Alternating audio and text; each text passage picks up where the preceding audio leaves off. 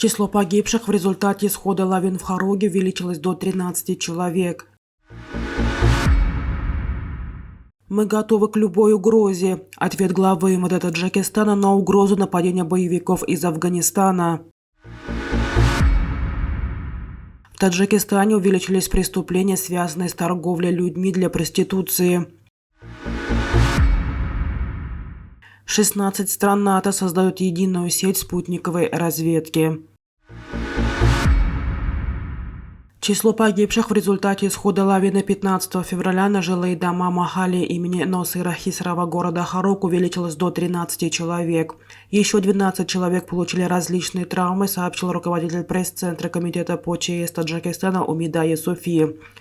По ее словам, по уточненным данным, полностью пострадали 4, частично 35 жилых домов и 5 хозяйственных объектов.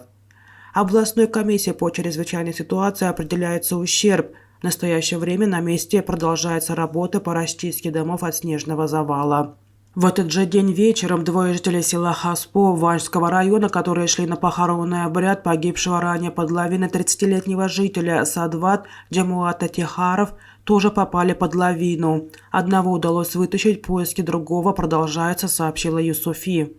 По ее словам, Комитет по чрезвычайным ситуациям выражает искренние соболезнования семьям погибших и повторно призывает население воздержаться от дальних поездок, от походов на лавиноопасные участки, быть бдительными и осторожными.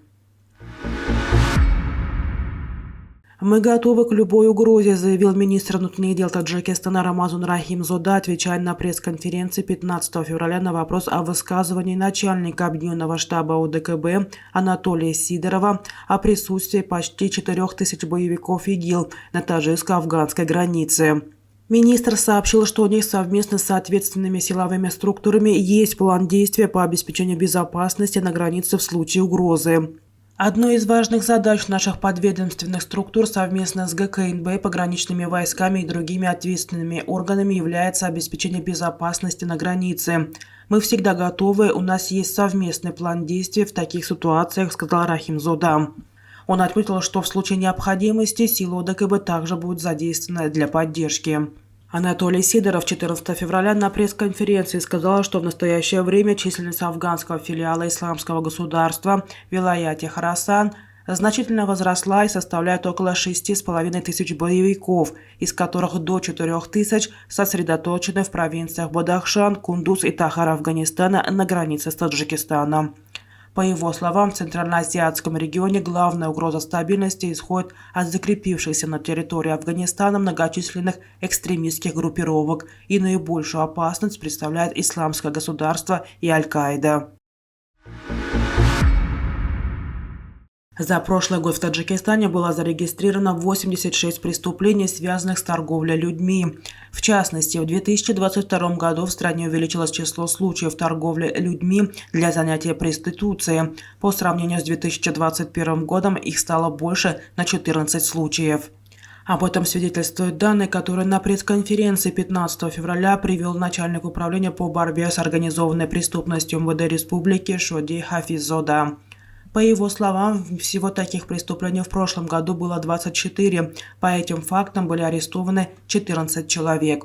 Подробности о том, куда продавались девушки, он не сообщил. Также за год, по данным Хафиззода, было зарегистрировано 9 случаев продажи детей со стороны их родителей. Кроме этого, были открыты уголовные дела по 53 случаям незаконной организации трудовой миграции, в основном в Россию. Такого рода преступления также увеличились в 2022 году по сравнению с годом ранее на 23 случая, сказал он. 16 стран НАТО, а также Швеция и Финляндия на саммите министров обороны Альянса в Брюсселе подписали соглашение о создании общей сети спутниковой разведки. Общая сеть упростит сбор, обмен и анализ спутниковых данных между странами НАТО, а также усилит инструменты космической разведки Альянса, сообщается на сайте Альянса. Соглашение начнет действовать в 2025 году. Объединенная группировка национальных и коммерческих космических спутников будет называться «Аквила». Она заработает в 2025 году. В созданный для финансирования «Аквила» фонд Люксембург уже внес 16,5 миллионов евро.